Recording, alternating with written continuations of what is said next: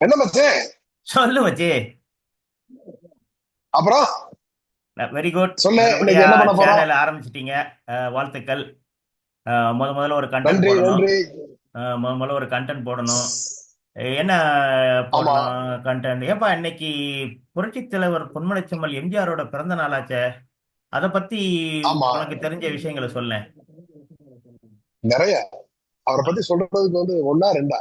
சொல்லுப்பா. தமிழக மக்களோட வாழ்க்கையில ஆ. 2 முறை கலந்தவர் அவர். ஆஹா. அதாவது 108 வருடங்களுக்கு முன்னாடி ம். 1917ஆவது வருஷம் அவர் பிறந்து ம். 1987ல அவர் இறந்துட்டாரு. ஆ. அவர் இறந்தே பாத்தீங்கன்னா கிட்டத்தட்ட ஒரு 38 வருஷம் ஆச்சு. ம். 38 வருடங்கள் ஆனாலும் ம். இன்னைக்கு தமிழ்நாட்டுல இருக்கிற ஒவ்வொரு தெருக்கள்லையும் ம்.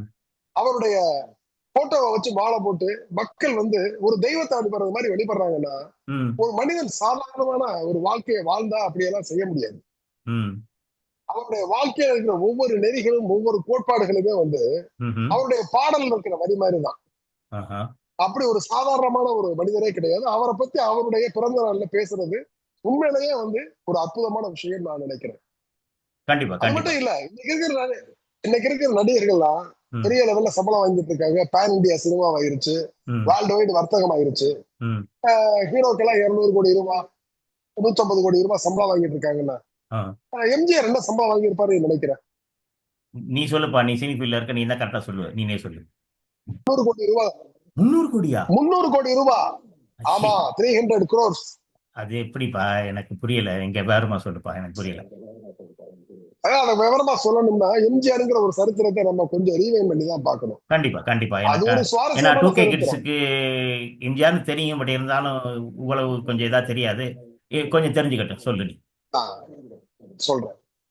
அவர் நிச்சயமா தன்னுடைய பாடல் வரிகள்ல எப்படியெல்லாம் மாபெரும் சமைதரில் நீ நடந்தால் உனக்கு வாழைகள் விழ வேண்டும், ஒரு மாற்று குறையாத மன்னவனிவன் என்று போற்றி புகழ வேண்டும்னு பாடலா பாடுறாரோ, அந்த பாடலுக்குரிய அத்தனை அம்சங்களும் பொருந்தின ஒரு மனுஷன். ம்ஹும். அப்பேற்பட்ட ஒரு மனிதன் இந்த பூமியில அவதரிச்ச நாள் தான் இன்னைக்கு. ம்ஹும். அந்த நாள்ல அவரை பத்தி நாம ஒரு ரீவைண்ட் பண்ண போறோம். கண்டிப்பா. ஆச்சா? சொல்லு மச்சி. 1917ஆவது வருடத்துல ம். இலங்கையில அவர் மருதூர் கோபால மேனன், சத்யபாமா அப்படிங்கிற தம்பதிகளுக்கு மகனா பிறக்கிறாரு. ம்ஹும். அவருக்கு முன்னவரா அவருடைய அண்ணன் எம்ஜி சக்கரபாணியும் இருக்காரு. பிள்ளைகளுக்கு கிட்டத்தட்ட அவங்களுடைய கிழமை பருவத்திலேயே அவங்க அப்பா மருதூர் கோபால மேனன் தவறிடுறாரு. ம்ஹும். இனிமே தான் இலங்கையில வாழக்கூடாதுன்னு சொல்லிட்டு வந்தாரை வாழவைக்கும் தமிழகத்துல அந்த அம்மா சத்யபாமா தன்னுடைய 2 பிள்ளைகளையும் பிடிச்சுக்கிட்டு இங்க ம்ஹும். கும்பகோணத்துல அவங்க தன் வாழ்க்கையை துவங்குறாங்க. அது 1927ஆவது வருஷம். ம்ஹும். இதுல ஒரு முக்கியமான விஷயத்த நான் சொல்றதை நீ ரொம்ப நுட்பமா கவனிச்சா உனக்கு தெரியும். ம்ஹும். தன் பிறந்த வருடங்கள்ல இருந்து ஒவ்வொரு 10 வருஷங்களையும் ம்ஹும். திரு எம்ஜிஆர் அவர்கள் வாழ்க்கையில மிகப்பெரிய சரித்திரங்களாகவும் தனக்கு இருந்த தடைக்கல்களை உடைச்சு ம்ஹும். வாழ்க்கையின் மைல்கல்களாகவும் மாத்துறதை நாம உணர முடியும். ம்ஹும். இப்போ 1927ஆவது வருஷம் கும்பகோணத்துக்கு எம்ஜிஆர் வர்றாரு. அவருடைய தாயாரோட வந்தவர் அப்ப அவர் பால்ய காலத்துல இருக்கிற அவர் பாய்ஸ் நாடக குழுவுல நடிச்சுக்கிட்டு இருக்காரு. ம்ஹும். நடிச்சுக்கிட்டு இருக்கிற சினிமா தான் தன்னுடைய வாழ்க்கைக்கு ஒரு சரியான பாதையாகவும் பயணமாகவும் இருக்கும் நினைக்கையில சென்னைக்கு வந்தாதான் சினிமாவுக்கு வர முடியும்ன்றதுனால சென்னைக்கு 1927க்கு பிறகு எம்ஜிஆர் புறப்பட்டு சென்னைக்கு அவர் தாயாரோட நம்ம சென்ட்ரல் ஸ்டேஷன் இருக்கு பாத்தியா, சென்னை சென்ட்ரல் ஸ்டேஷன், ஆமா. அதுக்கு பக்கத்துல இருக்கிற வால்டாக்ஸ் கால்டாக்ஸ் வால்டாக்ஸ் ரோடு. ரோடு. கால்டாக்ஸ் ரோடு. அந்த ம். வால்டாக்ஸ் ரோட் தான் அன்னைக்கு சென்னையில அவர் எம்ஜிஆர் வாழ்ந்த ஒரு தெரு. ம்ஹும். அந்த வால்டாக்ஸ் ரோடுல கடைசியில பத்மநாபா தியேட்டர் ஒரு தியேட்டர் இருக்கு. அந்த தியேட்டருக்கு பேர் ஒத்தவாடை தியேட்டர்னு பேரு. ம்ஹும். அந்த தியேட்டர்ல நிறைய நாடகங்கள் போடுவாங்க. அந்த நாடகங்கள்ல அவர் நடிச்சுக்கிட்டு இருக்கையிலேயே ம்ஹும். சினிமாவுக்கான முயற்சியும் பண்ணிக்கிட்டு இருக்காரு. ஆஹா.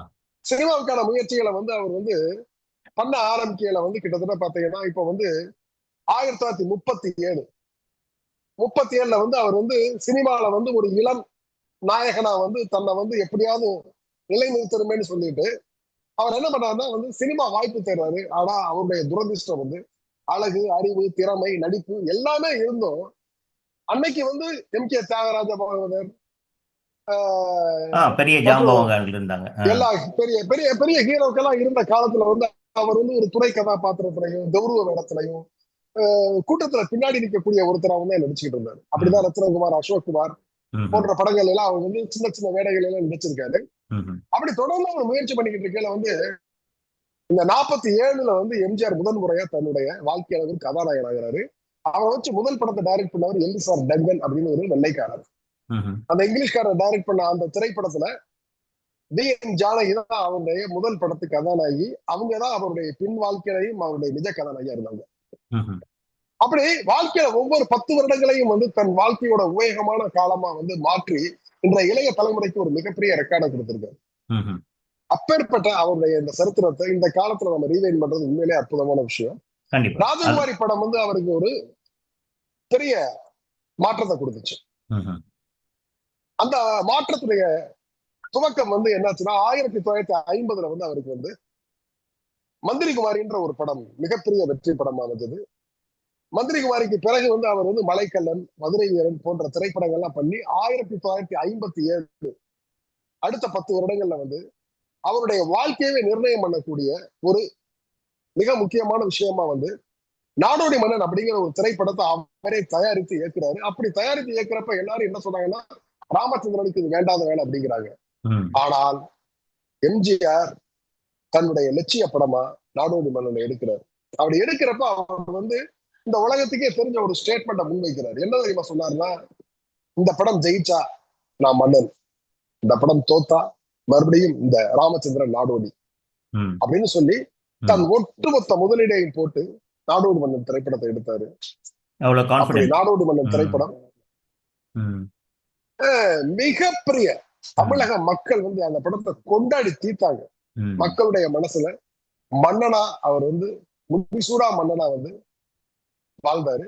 தன் கடைசி காலம் வரை வாழ்ந்தாரு. இன்னைக்கு வரை வாழ்ந்துகிட்டு இருக்காரு.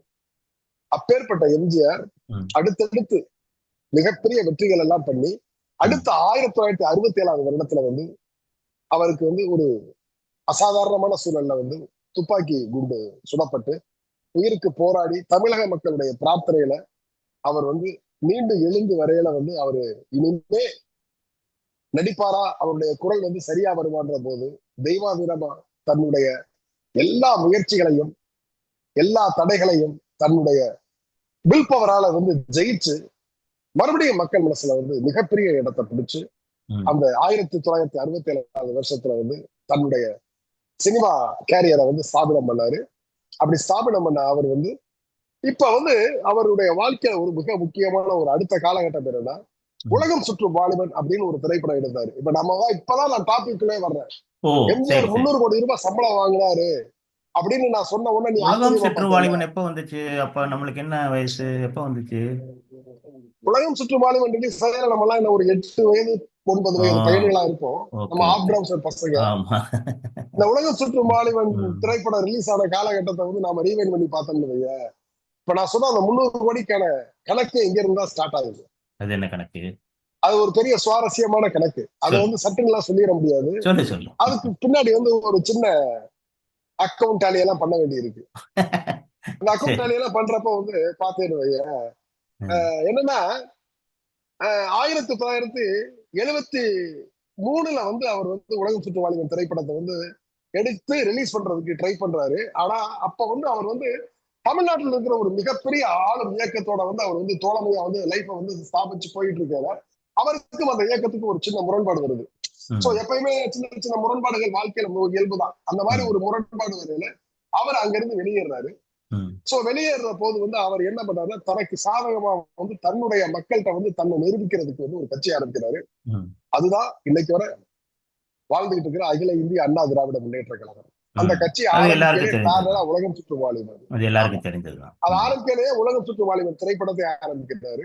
ம், அப்படி திரைப்படத்தை ஆரம்பிக்கல அவருக்கு மறுபடியும் வந்து வாழ்க்கையில வந்து ஒரு சோதனையான காலத்துல வந்து அந்த படத்தை ஆரம்பிச்சு அந்த படத்தை வந்து கிழக்காசிய நாடுகள்னு சொல்லப்படும் Singapore, Malaysia, Thailand, Bangkok, Japan இந்த மாதிரி நாடுகள்ல வந்து ஷூட்டிங் பண்றாரு. ஷூட்டிங் பண்ணல நிறைய அவருக்கு வந்து பொருளாதார ரீதியா அவருக்கு நிறைய பிரச்சனைகள்லாம் வருது. அந்த பிரச்சனை எல்லாவற்றையும் எதிர்கொண்டு அந்த படத்தை எடுத்து முடிச்சு அந்த படத்தோட ஃபர்ஸ்ட் காப்பி பாக்குறாரு. அந்த படத்தோட ஃபர்ஸ்ட் காப்பி பார்த்தா அந்த படம் அவருக்கும் அவருடைய குழுவுக்கும் பயங்கர திருப்தியா இருக்கு.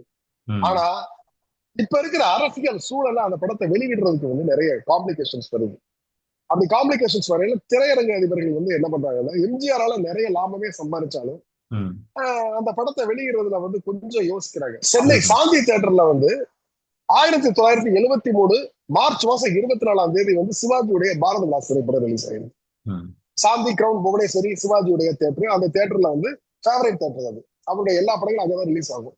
அப்படி ரிலீஸ் ஆகி சாந்தி கிரவுண்ட் புவனேஸ்வரியில வந்து அந்த படங்கள் வந்து ஒரு 50 நாளை கடந்து ஓடி பரபரப்பா சக்சஸ்ஃபுல்லா ஓடிக்கிட்டு இருக்கு. அப்படி ஓடிக்கிட்டு இருக்கையில வந்து சிவாஜி படத்துக்கு வந்து பெரிய ரெஸ்பான்ஸ் இருக்கையில என்ன ஆகுதுன்னா வந்து எம்ஜிஆருக்கு வந்து உலக சுற்றுவாளிகளுக்கு தியேட்டர் கிடைக்க மாட்டேங்குதுன்ற போது சிவாஜி என்ன பண்ணாருன்னா, அடே இது வந்து உங்க பிரச்சனை இல்லைண்ணே, இது நமக்கான பிரச்சனை ம். அப்படின்னு சொல்லி அவர் என்ன பண்ணாருன்னா தன்னுடைய சாந்தி தியேட்டர்ல இருந்து பாரத விலாஸ் படத்தை தூக்கிட்டு நான் வந்து என்னுடைய சாந்தி தியேட்டர்ல வந்து உலக சுற்றுவாளி ரிலீஸ் பண்றேன் அப்படிங்கிறாரு. நண்பேண்டா. அப்ப வந்து சொல்றாரு, கரெக்ட். அந்த நட்பு, அந்த அன்பு, அதாவது ராஜாமணி அம்மையார் கையில வந்து எம்ஜிஆர் அவர்கள் வாங்கி சாப்பிட்ட சாப்பாடு, சத்யபாமா அம்மையாருடைய கையில வந்து சிவாஜி கணேசன் வாங்கி சாப்பிட்ட சாப்பாடும், அவங்களுக்குள்ள தொழில் போட்டிங்கிறது வந்து ரெண்டு பேத்துக்குமான எதிர் துருவங்களா இருந்தாலும் நட்பு, தோழமை, சகோதர பாசத்துல வந்து அவங்களை அடிச்சுக்க ஆளே கிடையாது. அது வந்து பல பேருக்கு தெரியாத ஒரு உண்மை. சிவாஜி எம்ஜிஆர் வந்து ஏதோ சண்டை போட்டுக்கிறாங்கன்னு, எம்ஜிஆருடைய வாழ்க்கையில வந்து சிவாஜி அவ்வளவு, அதாவது என்னைக்காவது வந்து அவர் வந்து நல்லா சாப்பிடணும் அப்படின்னு தோணுச்சுல, தம்பி கணேசா உன் வீட்டுக்கு இன்னைக்கு விருதுக்கு வரடா அப்படின்னு வரான். வான எல்லாத்தையும் பறக்கிறது, ஊர்றது, நகர்றது எல்லாத்தையும் உனக்காக வந்து கமலா வந்து உன் தங்கச்சி ரெடி பண்ணி வச்சிருக்குன்னு சொல்லி அன்னைக்கு வந்து பார்த்தா அந்த வீடு திருவிழாவா இருக்கு. சோ அப்படி வந்து ரெண்டு பேரும் ஒருத்தருக்கு ஒருத்தர் அன்பை பரிமாறிக்கிட்டாங்க. அந்த அன்பை பரிமாறிக்கிட்டதோட வேகமும் அந்த உத்வேகமும் தான் வந்து சாந்தி திரையரங்குல 50 நாள்ல சக்சஸ்ஃபுல்லா ஓடிட்டு இருக்கிற பாரத விலாச தூக்கி வந்து தன்னுடைய உலக சுற்றுவாளிகளை போடணும்னு சொல்லல வந்து எம்ஜிஆர் என்ன சொன்னாரு, இல்ல கணேசா உன் படம் ஓடட்டும், நான் உலக சுற்றுவாளிகளை வேற மாதிரி பேசுகிறேன்னு சொல்லிட்டு அன்னைக்கு இருந்த தியேட்டர் ஓனர்கள்ட்ட, எக்ஸிபியூட்டர், டிஸ்ட்ரிபியூட்டர்ஸ் எல்லாம் பேசி எம்ஜிஆர் ஒரு வழியா கன்வின்ஸ் பண்ணாரு. கன்வின்ஸ் பண்ணி என்னுடைய படம் ரிலீஸ் ஆகல வந்து தியேட்டர்ல வந்து எந்த விதமான பிரச்சனையும் வராம வந்து என்னுடைய ரசிகர்களே வந்து எனக்கு வந்து பாதுகாப்பா அரணா நிற்பாங்கன்னு சொல்லி அந்த படத்தை வந்து 1973 மே மாசம் 11ஆம் தேதி சென்னை தேய்பார்டைஸ் அகஸ்தியா உமா இந்த தியேட்டர்ல எல்லாம் ரிலீஸ் பண்றாரு. தமிழ்நாடு முழுக்க கிட்டத்தட்ட வந்து ஒரு 40 திரையரங்குகள்ல ரிலீஸ் ஆச்சு. உனக்கு ஞாபகம் இருக்குமே, நம்ம ராமநாதபுரம் சந்தப்பேட்டைக்கு பக்கத்துல இருக்கிற சமூக தியேட்டர் இருக்கு, அதுல ரிலீஸ் ஆச்சு.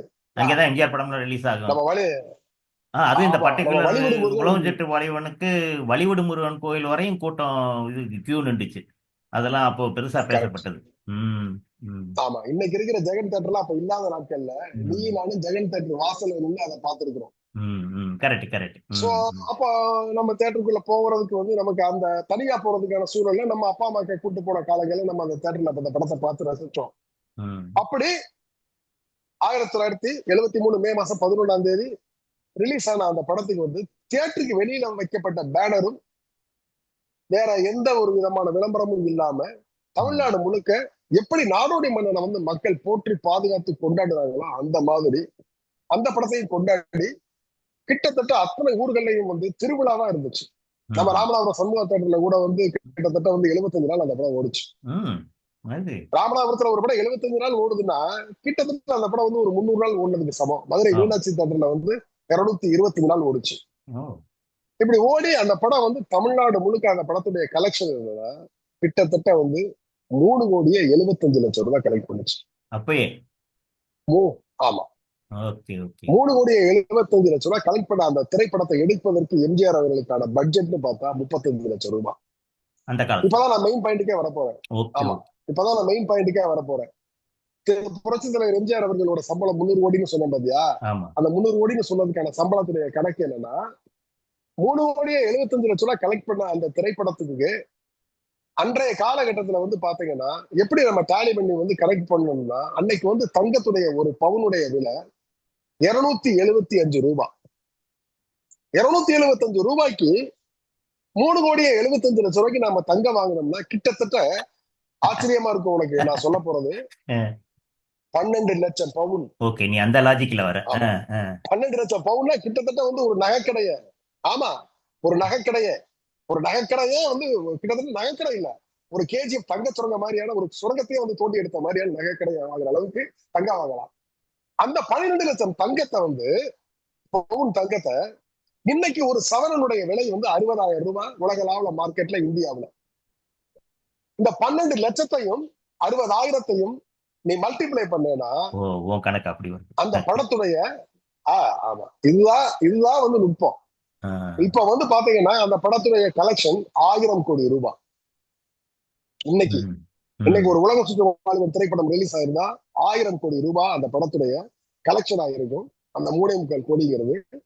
தென் அது இல்லாம அந்த படத்துக்கு எடுக்கப்பட்ட அந்த 35 லட்சம் ரூபாய்ங்கிறது ஒரு மினிமம் 350 கோடி ரூபாய் 400 கோடி ரூபாய் பட்ஜெட்ல இன்னைக்கு எடுக்கப்பட்ட பாகுபலி படத்துக்கு ஈக்குவலான பட்ஜெட் அது. அப்படி எடுக்கப்பட்ட அந்த படத்துடைய பட்ஜெட்டை வந்து நாம கணக்கு பண்ணல எம்ஜிஆருடைய அது சொந்த படம்னு கணக்கே வச்சாலும் எம்ஜிஆர் அந்த படத்துக்கு ஒரு 15 லட்சம் ரூபாய் சம்பளம் வாங்கியிருந்தாருன்னா அந்த 15 லட்சத்தையும் நாம கணக்கு பண்ணி பார்த்தோம்னா ஒரு 200 கோடி ரூபாய் எம்ஜிஆர் சம்பளம் வாங்கியிருப்பாரு. இன்றைக்கு இருக்கிற நடிகர்கள் வாங்கின அந்த 200 கோடி தான் அன்றைய எம்ஜிஆர் அன்றைக்கே வாங்கிட்டார். ஆமா, அல்டிமேட். அதான் நான் சொன்னது ஆரம்பத்திலேயே எம்ஜிஆர் 250 கோடி ரூபாய் சம்பளம் வாங்கியிருப்பாரு அப்படின்னா உன்னால நம்ப முடியாது அப்படின்னு. யாருக்குமே நம்ப முடியாது. மணி வேல்யூ தான் இந்த உலகத்துல வந்து பணத்தை வந்து நகையாவும் பொருளாவும் பொண்ணாவும் நம்ம போட்டோம்னா அந்த பணம் வந்து எப்பயுமே மல்டிப்ளை ஆகும். அப்படி மல்டிப்ளை ஆகிற விஷயம் தான் எம்ஜிஆர் அவர்களுடைய இந்த விஷயம். சோ எம்ஜிஆர் அவர்கள் இப்படி வந்து 73 வந்து அந்த திரைப்படத்தை ரிலீஸ் பண்ணி மிகப்பெரிய ஒரு சாம்ராஜ்யத்தை தனக்குள்ள மறுபடியும் நிறுவனது மாதிரி 77 தமிழகத்துல நடந்த எலெக்ஷன்ல வந்து அடுத்த 10 வருடங்கள்ல 77 நடந்த எலெக்ஷன்ல தமிழக முதல்வர் ஆனாரு. தமிழக முதல்வராகி மக்கள்கிட்ட வந்து சீரும் சிறப்பும் ஆட்சி எல்லாம் செஞ்சு 1987 ஆமா அதற்கு பிறகு 1987 வருடம் அவருடைய தன்னுடைய 70வது வயதுல வந்து இந்த பூமி பந்தை விட்டு விலகினாலும் இன்னும் தமிழக மக்களுடைய மனசுல தெய்வமா வாழ்ந்துகிட்டு இருக்காரு. அப்படி தெய்வமா வாழ்ந்துகிட்டு இருக்கிற அவருடைய இந்த 108வது வருட பிறந்த நாள்லதான் அவரை பத்தி இந்த காணொலியை நாம போடுறோம். இந்த காணொலி அவருக்கு நாம செய்யற சமர்ப்பணம், அவருடைய ஞாபகங்களுக்கு நாம தர்ற அஞ்சலி. Super super. எப்படி மச்சி? சூப்பர் மச்சி. இது வந்து இன்னைக்கு இருக்கிற 2K கிட்ஸுக்கு இல்ல, நிறைய பேருக்கு தெரியாத ஒரு விஷயம். கண்டிப்பா இந்த விஷயத்தை வந்து நாம ஷேர் பண்ணுவதன் மூலமா வந்து இந்த வீடியோ வந்து நமக்கு வந்து ஒரு உபயோகமான வீடியோவாகவும் மக்களுக்கு வந்து நாம இதுவரை சேகரிக்காத தகவல்களை தருவதன் மூலமாகவும் இது பண்றோம். சோ இப்படியான ஒரு நல்ல தகவல்களோடு உங்களை நாங்கள் அடிக்கடி வந்து சந்திப்பதற்கு எங்களை நீங்கள் சப்ஸ்கிரைப் செய்யுங்கள். எங்களுடைய எண்ணமச்சி சொல்லுமச்சி சேனலை சப்ஸ்கிரைப் செய்து உங்களுடைய நண்பர்களுக்கு ஃபார்வர்ட் செய்து உங்களுடைய மேலான கருத்துக்களை சொல்வதன் மூலமாக நானும் எனது அருமை நண்பன் மங்களவாசன் பாண்டியனும் அடுத்தடுத்த வீடியோக்களின் மூலம் எங்களை திருத்திக் கொள்வதற்கும் உங்களிடம் இன்னும் மிகச்சிறப்பான வீடியோக்களை தருவதற்கும் ஒரு கருவியாக இருக்கும் என்று நம்புகிறோம். என்ன மச்சி? சொல்லு மச்சி, ரொம்ப சரியா சொன்ன. ஓகே, நன்றி நண்பர்களே. மீண்டும் அடுத்த காணொலியில் சந்திப்போம்.